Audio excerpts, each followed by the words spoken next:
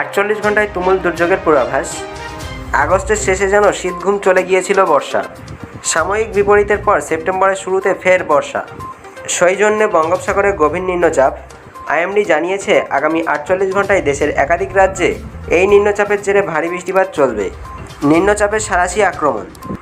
আইএমডির পূর্বাভাস বিভাগের প্রধান অনুপম কাশ্যপি বলেন, উত্তর পশ্চিম বঙ্গোপসাগরে এই নিম্নচাপ ধীরে ধীরে শক্তিশালী হচ্ছে।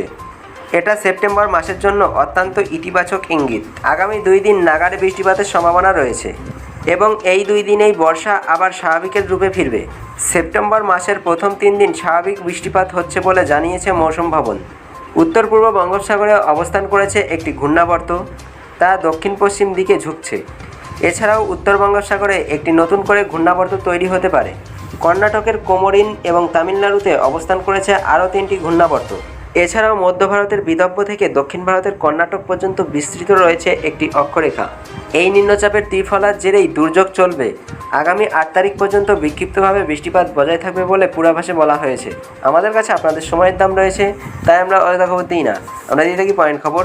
আমাদের এই শর্ট নিউজ আপনাদের কেমন লেগেছে তা নিচে কমেন্ট করে জানাবেন। ভিডিওটি ভালো লাগলে অবশ্যই একটি লাইক এবং সাবস্ক্রাইব করবেন।